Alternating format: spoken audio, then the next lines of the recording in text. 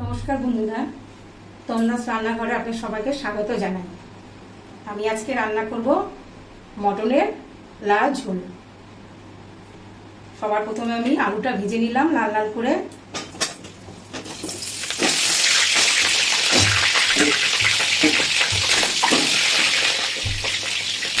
হলুদ গুঁড়ো দিলাম, দিলাম, আলুটা লাল করে ভেজে নেব।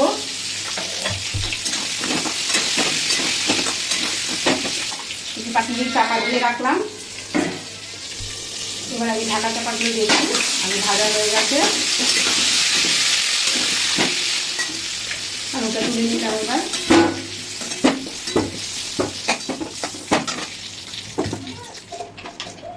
এবার আমি তেলে ফোড়ন দিলাম, লবঙ্গ, দারচিনি, এলাচ, গোটা ফোড়ন দিলাম।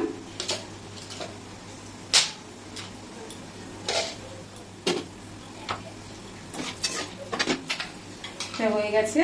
এবার আমি পেঁয়াজটা তেলে দিয়ে দিলাম।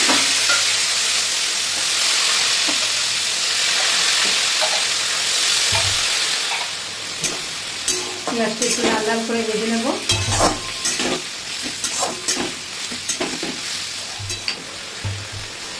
একটু নুন দিয়ে দিলাম।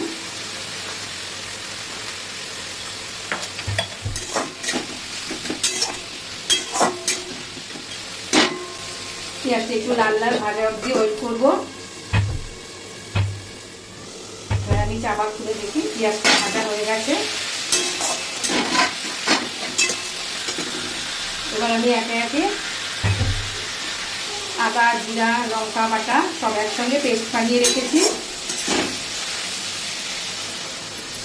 রসুন,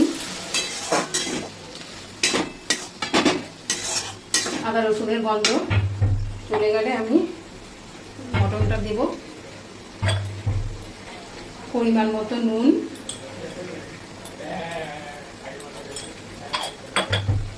হলুদ গুঁড়ো। এবার আমি মাংসটা কষিয়ে নেব। আদা রসুনের গন্ধ চলে গেলে আমি এর মধ্যে দিলাম টমেটো।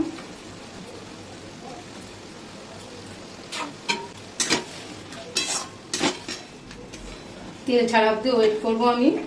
তেল ছাড়বে, তারপরে আমি আলু দেব, মটন দেব।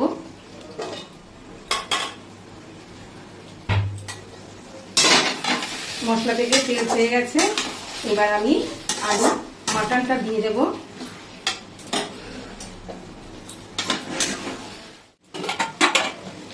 এবার আমি মাটনটা দিয়ে দেব।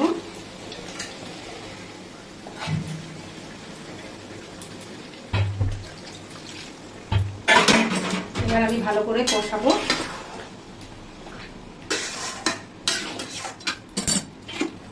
তার সঙ্গে আমি আলুটাও দিয়ে দেব।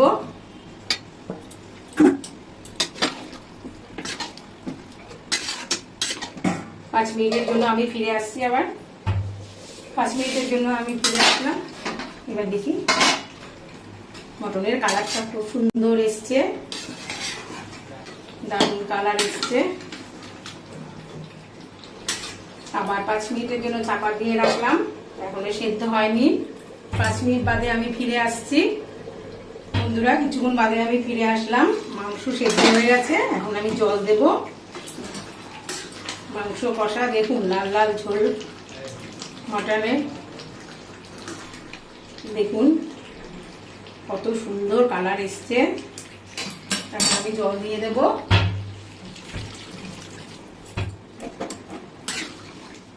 ঝোলটা ফুটবে, ফোটার পরে আমাদের মাংস কমপ্লিট হবে, রেডি।